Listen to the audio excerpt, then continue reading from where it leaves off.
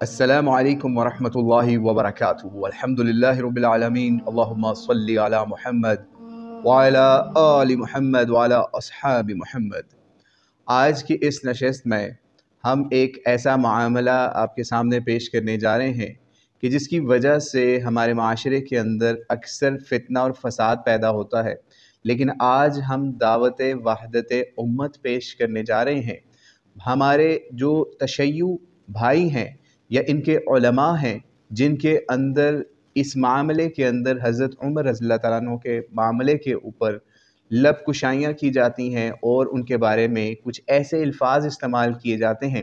کہ ہم آن کیمرہ بھی وہ الفاظ استعمال نہیں کر سکتے، ہم کسی عام مسلمان کیا کافر کے بارے میں بھی وہ الفاظ استعمال نہیں کر سکتے جو یہ لوگ حضرت عمر رضی اللہ تعالیٰ عنہ کے بارے میں استعمال کرتے ہیں۔ لیکن آج ہم نہج البلاغہ،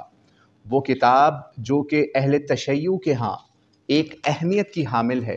اس کتاب سے ہم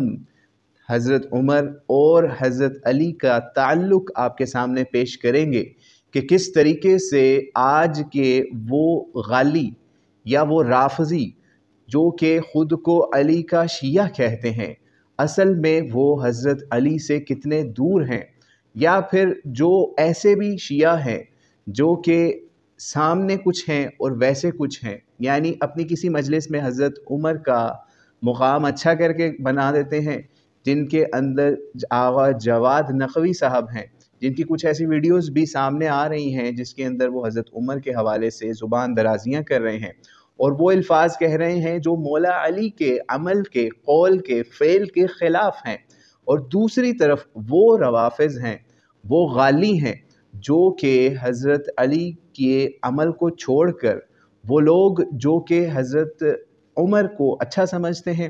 ان کو عمری کہنا شروع کر دیتے ہیں۔ تو آج ہم آپ کو نہج البلاغہ سے دکھاتے ہیں اور پھر دیکھتے ہیں کہ آپ نے کس کس کو عمری کہنا ہے۔ کیا حضرت علی کو بھی معاذ اللہ آپ یہ عمری کا ٹائٹل دیں گے جو کہ آپ اہل سنت کو اللہ علی جیسے جاہل لوگ دیتے ہوئے نظر آ رہے ہیں؟ تو آئیے اس کا آغاز کرتے ہیں۔ کتاب بھی آپ کی، ترجمہ بھی آپ کا، حوالہ بھی آپ کا، مصنف بھی آپ کا۔ تو آئیے نہج البلاغہ سے ہم آج آپ کو دکھاتے ہیں کہ مولا علی علیہ السلام کس طریقے سے حضرت عمر کی حکومت کے مشیر تھے اور حضرت عمر کی حکومت کو کیسے مستحکم کرنا چاہتے تھے۔ آئیے نہج البلاغہ سے پڑھتے ہیں۔ یہ نہج البلاغہ کے اندر 270 نمبر خود ارشاد ہے مولا علی کا، ٹھیک ہے، یہ وہ جگہ ہے 270 نمبر حوالہ ہے جہاں پہ مولا علی سے جو سوالات کیے جاتے تھے اس کے وہ جوابات دیتے تھے۔ تو مولا علی سے حضرت عمر نے مشورہ لیا، ایک بہت اہم مشورہ۔ تو آئیے اس کو پڑھتے ہیں۔ بیان کیا گیا ہے، 270 نمبر ہے، پیج نمبر 898 ہے نہج البلاغہ کا، 270 نمبر کے اوپر بیان کیا گیا ہے کہ عمر ابن خطاب کے سامنے خانہ کعبہ کے زیورات اور ان کی کثرت کا ذکر ہوا، تو کچھ لوگوں نے ان سے کہا کہ آپ ان زیورات کو لے لیں اور انہیں مسلمانوں کے لشکر پر صرف کر دیں کہ ان کی روانگی کا سامان کریں تو زیادہ باعث اجر ہوگا، خانہ کعبہ کو ان زیورات کی کیا ضرورت ہے؟ چنانچہ عمر نے اس کا ارادہ کیا کہ امیر المؤمنین علی علیہ السلام سے اس کے بارے میں پوچھا جائے، یعنی مولا علی سے پوچھا جائے۔ آپ نے فرمایا حضرت علی فرما رہے ہیں کہ جب قرآن مجید نبی علیہ السلام پر نازل ہوا تو اس وقت 4 قسم کے اموال تھے۔ ایک مسلمانوں کا ذاتی مال تھا، اسے آپ نے ان کے وارثوں میں ان کے حصے کے مطابق تقسیم کرنے کا حکم دیا۔ دوسرا مال مال غنیمت تھا، اسے اس کے مستحقین پر تقسیم کیا۔ تیسرا مال خمس تھا، اس مال کے اللہ تعالیٰ نے خاص مصارف مقرر کر دیے۔ چوتھا یعنی نمبر 4 زکوٰۃ اور صدقات تھے، انہیں اللہ نے وہاں صرف کرنے کا حکم دیا جو ان کے مصرف ہیں۔ یہ خانہ کعبہ کے زیورات اس زمانے میں بھی موجود تھے لیکن اللہ نے ان کو ان کے حال پر رہنے دیا، اور ایسا بھولے سے تو نہیں ہوا اور نہ ان کا وجود اس سے پوشیدہ تھا، لہٰذا آپ بھی انہیں ویسے ہی رہنے دیجئے جہاں اللہ اور اس کے رسول صلی اللہ علیہ وآلہ وسلم نے انہیں رکھا ہے۔ یہ سن کر عمر نے کہا اگر آپ نہ ہوتے، مولا علی کو کہا اگر آپ نہ ہوتے تو ہم رسوا ہو جاتے، اور زیورات ان کی حالت پہ رہنے دیا۔ یعنی یہ ایک معاملہ تھا، خانہ کعبے کے اندر جو زیورات تھے پرانے زمانے کے، جو زمانہ جاہلیت میں بھی ہوا کرتے تھے، تو جمع ہوئے ہوئے تھے، تو اس کے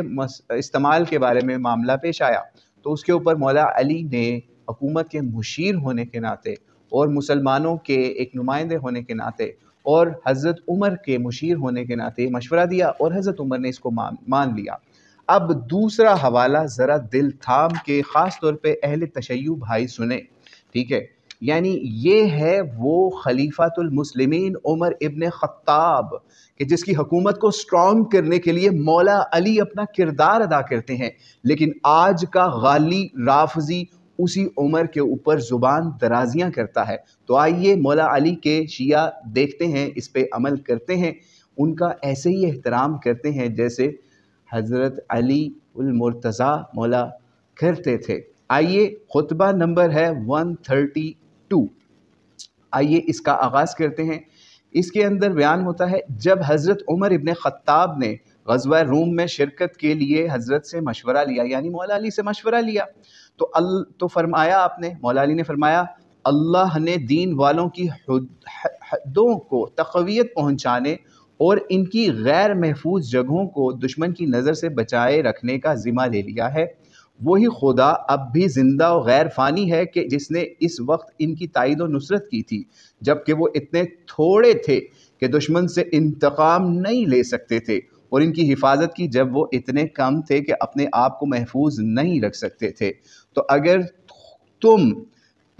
اگر خود ان دشمنوں کی طرف بڑھے، یعنی عمر اگر تم خود ان دشمنوں کی طرف روم کی طرف غزوے کے لیے گئے اور ان سے ٹکرائے اور کسی افتاد میں یا مشکل میں پڑ گئے، تو اس صورت میں مسلمانوں کے لیے دور کے شہروں کے پہلے کوئی ٹھکانہ نہ رہے گا اور نہ تمہارے بعد کوئی ایسی پلٹنے کی جگہ ہوگی، یعنی عمر بن خطاب سے کوئی یہ مشورہ دے رہے ہیں مولا علی، اور نہ تمہارے بعد کوئی ایسے پلٹنے کی جگہ ہوگی کہ اس کی طرف پلٹ کر آ سکیں، یعنی حضرت عمر کو ایسا پلر سٹرونگ اور امت کا ستون قرار دے رہے ہیں مولا علی علیہ السلام۔ نہج البلاغہ کے اندر کہا کہ اس کے بعد کوئی جگہ نہ ہوگی ان کی طرف کہ اس کی طرف پلٹ کر آ سکیں، تم ان کی طرف اپنے بجائے کوئی اور تجربہ کار آدمی بھیجو اور اس کے ساتھ اچھی کارکردگی والے اور خیر خواہی کرنے والے لوگوں کو بھیج دو۔ اگر اللہ نے غلبہ دے دیا تو تم یہی چاہتے ہو، اگر دوسری صورت یعنی شکست ہوئی تو تم لوگوں کے لیے ایک مددگار اور مسلمانوں کے لیے پلٹنے کا مقام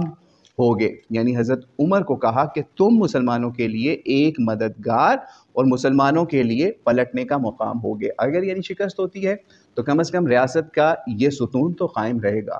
یہ کون فرما رہا ہے؟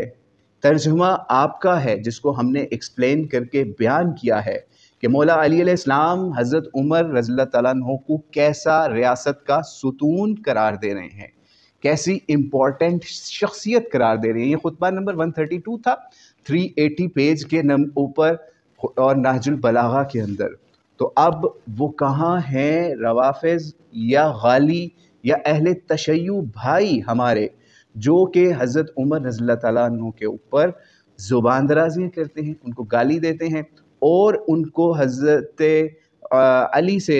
ناراض کر کے دکھاتے ہیں؟ کیا ایسے ہوتے ہیں دشمن آپس میں کہ وہ ان کو امت کا ستون گردان رہے ہیں؟ کیا ایسے ہوتے ہیں آپس میں دشمن کہ وہ مسلمانوں کے مسائل کے اوپر ان کو مشورے دے رہے ہیں اور ان کو زندہ رکھنے کے لیے بتا رہے ہیں، حضرت عمر کو زندہ رہنے کے لیے امت کی بہتری بتا رہے ہیں، گنوا رہے ہیں، مسلمانوں کی بہتری گنوا رہے ہیں؟